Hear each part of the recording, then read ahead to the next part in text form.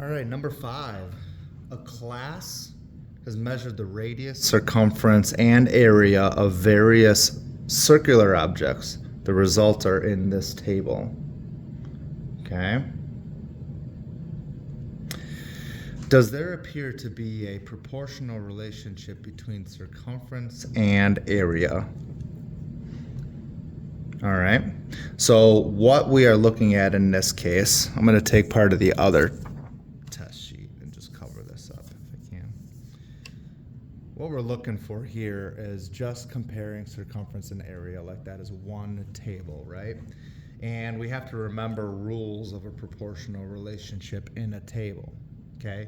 Which means that there is going to be a constant or a K that should run all the way down this table and be exactly the same, right? It has to be multiplication.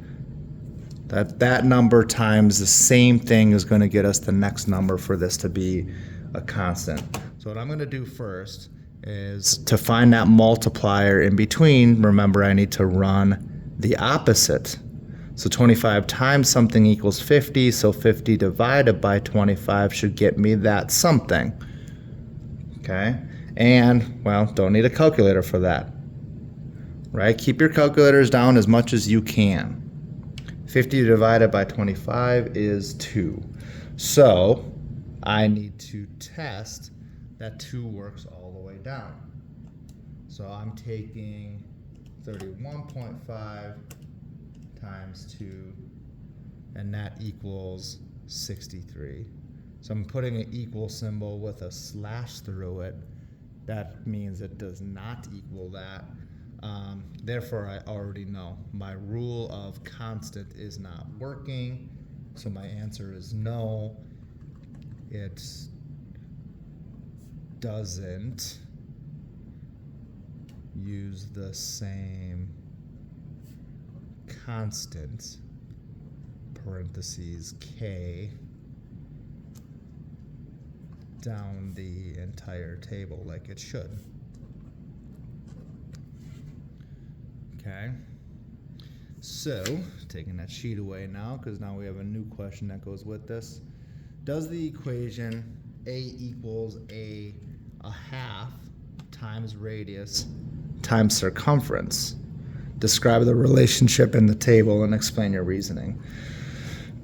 So I just have to, again, test this, right?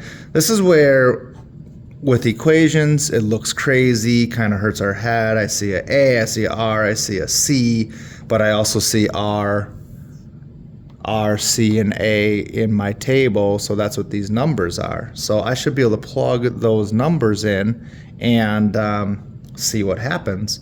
So I'm just going to use the top row again.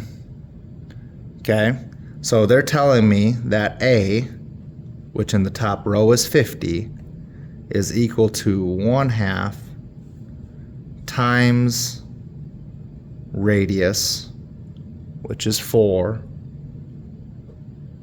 times circumference, which is 50.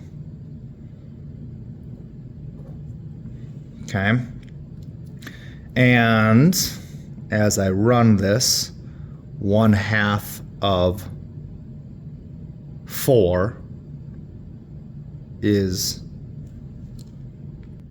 I'm sorry, if I gotta look up at my table, circumference is not 50, it's 25, so there's a mistake. See how easily our brains can make sloppy mistakes in math, and I do it a lot, so it's just trying to pay attention to precision, as it's 6 in the morning for me right now, so maybe precision is not happening too well.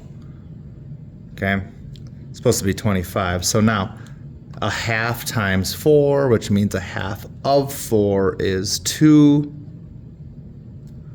So I solved this part, dropped the 25 into place. 2 times 25 does equal 50. Right, so I'm proving that that does work. Okay, so that's one way to go about this. I could explain using the term like plug in, like I plugged the numbers into place and it worked. But there should be another way to do this too. Like if I take that equation, A equals 1/2 times radius times circumference, and I should be able to find that that somehow is the same as pi times radius squared. That I could, you know, manipulate these numbers up here to turn them into this exact same thing, which if we are mathematical or algebraic enough, I could get to that. However, this would be a fine explanation too. I plugged in the numbers. You know, I'm being a little bare here. I expect you guys to write in full sentences, but I'm just trying to get through this video, so I'm being a little quick about it.